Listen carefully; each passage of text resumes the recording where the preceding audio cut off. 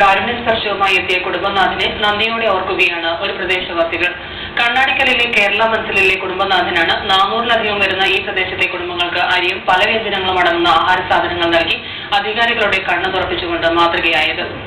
വെള്ളപ്പൊക്കത്തിൽ വിലപ്പെട്ടതെല്ലാം നഷ്ടപ്പെട്ട് വരുമാന മാർഗങ്ങളും ഇല്ലാതായതോടെ പത്നിയുടെ വക്കോളമെത്തിയ പ്രദേശവാസികൾക്ക് വിശപ്പടക്കാൻ ആഹാര വസ്തുക്കൾ സൗജന്യമായി കൊടുത്ത ഗൃഹനാഥനെ നന്ദിപൂർവ്വം ഓർക്കുകയാണ് ഇവർ. ആളോഹരി ആഹാര സാധനങ്ങൾ ഓരോ വീട്ടിലും എത്തിച്ചു കൊടുത്ത കണ്ണാടിക്കലിലെ കേരള മൻസ് എന്ന വീട്ടിലെ ഗൃഹനാഥൻ ഈ പ്രദേശത്തുകാർക്ക് പ്രിയങ്കരനാവുകയാണ്. ആവശ്യ സമയത്ത് ഉപകരിക്കാത്ത സർക്കാരിന്റെ ദുരിതാശ്വാസ പ്രവർത്തനങ്ങളും ധനസഹായങ്ങളും കണ്ടുമടുത്ത സമൂഹം ഈ സേവനത്തെ ഏറെ നന്ദിയോടെ ഓർക്കുന്നു. ഞങ്ങൾക്ക് ഏറ്റവും വലിയൊരു ഉപകാരത്തോടെ കിട്ടിയത് ആ കേരള മൻസ് എന്ന് പറഞ്ഞ അവരിൽ നിന്ന് കിട്ടിയ കിറ്റാണ്. കുറെ കണ്ണാടിക്കൽ പട്ടിയിൽ നിന്ന് അവരുടെ മറ്റേ മഹത്തായ പ്രവർത്തനം കൊണ്ട് കുറെ ആളുകൾ പട്ടിയിൽ നിന്ന് ഇപ്പൊ വീട്ടിലൊന്ന് വെക്കാനുള്ള ഒരു കഞ്ഞിൽ വെക്കാനുള്ള അവരിൽ നിന്ന് കിട്ടി. അത് വലിയൊരു സഹായമായിട്ടാണ് ഞങ്ങൾ കാണുന്നത്. 400-ലധികം കുടുംബങ്ങൾക്ക് അരിയും പലവ്യഞ്ജനങ്ങളും അടക്കം ആഹാര സാധനങ്ങൾ ഇദ്ദേഹം എത്തിച്ചു കൊടുത്തു. എന്നാൽ ഇതിനെ ജീവകാരുണ്യ പ്രവർത്തനം മാത്രമായി കാണാനാണ് ഈ വീട്ടുകാർ ആഗ്രഹിക്കുന്നത്. അതുകൊണ്ട് തന്നെ പബ്ലിസിറ്റിക്ക് മടിച്ച വീട്ടുകാർ ക്യാമറയ്ക്ക് മുന്നിൽ ഇത് പറയാൻ ഏറെ മടി കാണിച്ചു.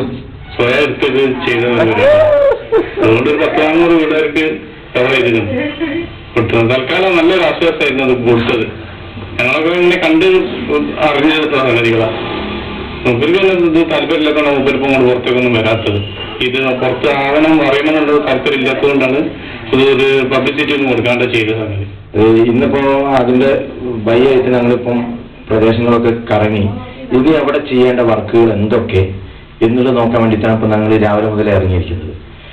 ഇപ്പം കാര്യമായിട്ട് വേണ്ടത് അവർക്ക് ഡ്രസ്സ് വേണം, കിടക്കാനുള്ള പായു, അതുപോലുള്ള ഇത് വേണം.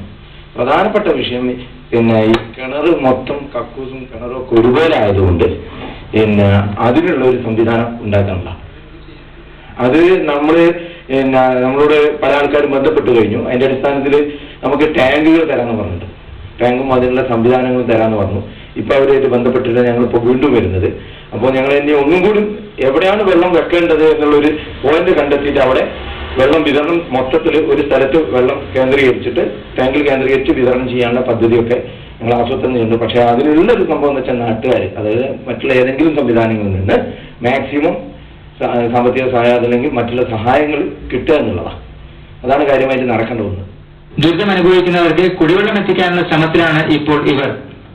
സർക്കാർ കരാറുകാർക്ക്